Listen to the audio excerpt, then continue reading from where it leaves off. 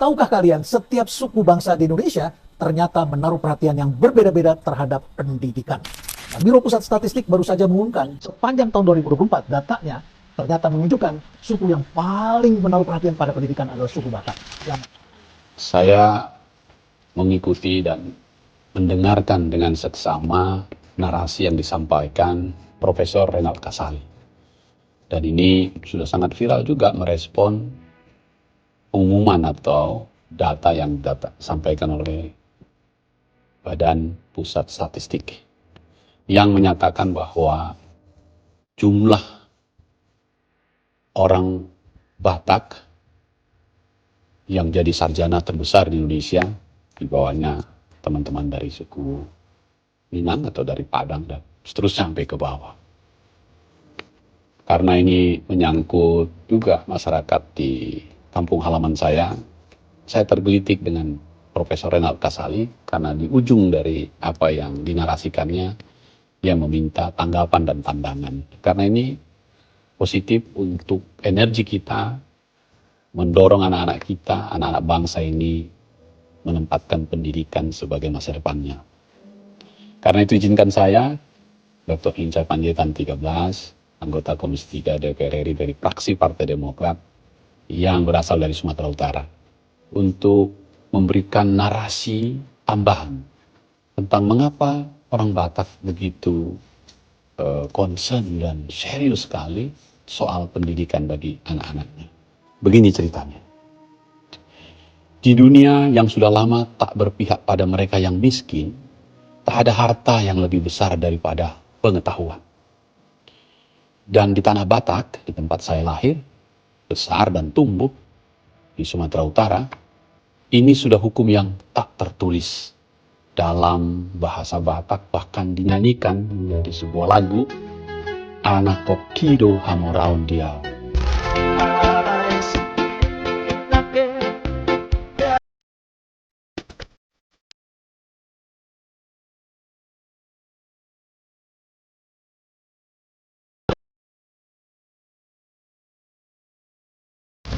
Anakku adalah kehormatan.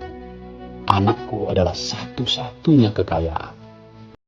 Begitu lagu ini, dan tidak ada seorang pun orang Batak yang tidak tahu lagu ini. Dalam pesta, dalam upacara tentang anak, ini menjadi penyemangat, ini menjadi energi.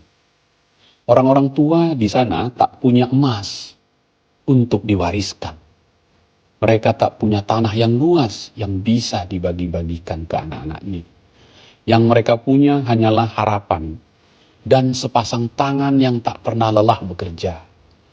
Di pasar, di ladang, di sepanjang jalanan kota, mereka mencari uang yang bisa disisihkan agar anak-anaknya bisa sekolah, bisa menulis namanya sendiri dengan bangga, bisa memahami dunia yang lebih luas dari sekedar batas-batas kampung halaman nun jauh di sana.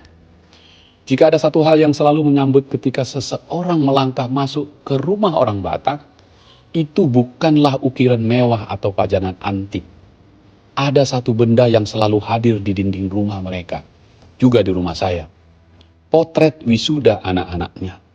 Sebuah kanvas yang membingkai kebanggaan, harapan dan pengorbanan.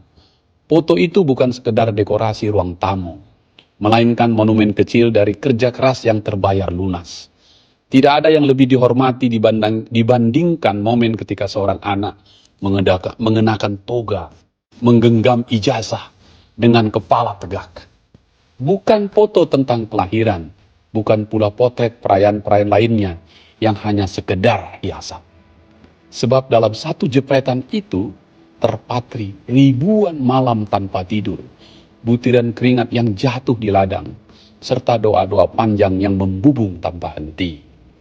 Di sanalah keabadian sebuah keberhasilan digantungkan, menjadi bukti nyata bahwa ilmu adalah pusaka yang tak ternilai. Pendidikan bagi mereka bukan sekedar alat untuk mencari pekerjaan, bukan. Pendidikan adalah satu-satunya cara agar seseorang bisa benar-benar ada, benar-benar eksis dalam kehidupannya. Agar ia tidak dihimpit oleh zaman, agar namanya tak lenyap begitu saja seperti buih di permukaan air sungai. Maka para ibu rela menjual emas satu-satunya, mungkin cincin kawinnya. Para ayah rela menahan lapar hanya demi memastikan anak-anak mereka tetap bisa duduk di bangku sekolah. Itu pun kualami juga. Di zamanku dulu, ada dua momen yang ditunggu oleh anak-anak orang Batak. Dan itu adalah kemewahan menurut kami. Yaitu, satu, dibelikan baju baru untuk baca liturgi di acara Natal yang kami tunggu-tunggu tiap tahun. Dan yang kedua, seragam sekolah yang baru yang membanggakan kami. Sekali setahun udah bagus punya seragam baru. Karena itu kami tunggu. Itulah harta karun bagi anak-anak Batak. Simbol bahwa mereka telah siap menjejak dunia. Bahwa mereka telah diberi hak untuk bermimpi dan menuntut ilmu. Dalam setiap benang yang dijahit, terkandung harapan orang tua. Dalam setiap lipatan kain itu, terjalin doa-doa yang tak pernah putus. Pendidikan bukan sekedar jalan. Ia adalah urat nadi yang mengalirkan martabat. Menjadi pemantik semangat yang tak boleh padam. Dia energi besar bagi kami. Lalu ada satu lagi perbedaan yang harus teman-teman tahu. Ketika anak-anak ini meninggalkan orang tuanya, dihantarkannya menuntut ilmu pengetahuan. Ada 3 kejadian yang bisa kita bikin bertangga. Di tahun 80-an, di Belawan, di sebuah pelabuhan, kapal, motor atau KM Kambuna, atau Tampomas, di situ banyak sekali anak-anak yang dilepaskan orang tuanya, mengantarkan sekolah nun jauh ke Pulau Jawa, harus menyeberang laut. Atau di terminal-terminal bis di kota-kota besar, bis ALS. Saya misalnya di Kisaran, di Asahan, harus naik ALS pergi ke Bandung untuk melanjutkan sekolah saya di Universitas Padjadjaran Bandung. Belakangan terakhir ini tentu di bandara. Dulu Bandara Polonia, sekarang Kuala Namu. Di setiap eskalator akan terdengar bisik-bisik kata yang diucapkan, bahkan air mata jatuh mengiringinya, tak bisa dibendung.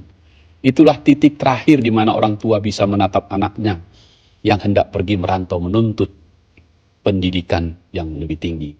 Tidak ada pelukan panjang, tak ada kata-kata yang berbunga, hanya lambaian tangan yang perlahan menjauh.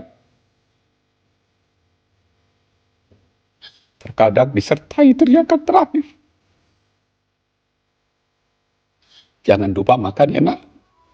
Begitulah kita mendengarkan kata orang tua melepaskan anak untuk menuntut ilmu.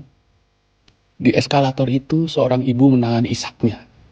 Seorang ayah menghela napas panjang, mencoba menyembunyikan kepedihan di balik ketegarannya.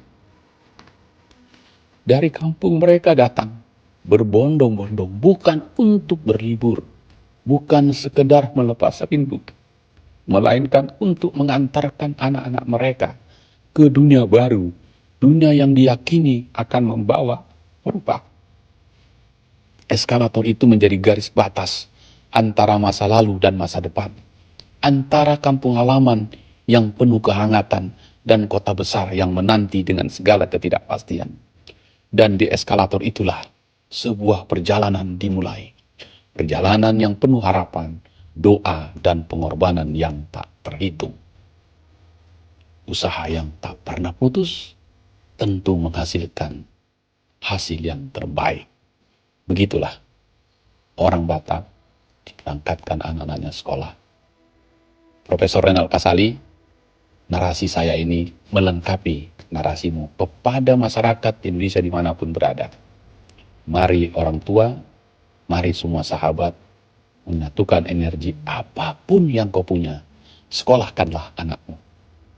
Karena pendidikan adalah segalanya. Agar anak-anak kita tetap ada, tetap eksis, tetap punya masa depan. Tentu diiringi semangat dan doa. Cari Arya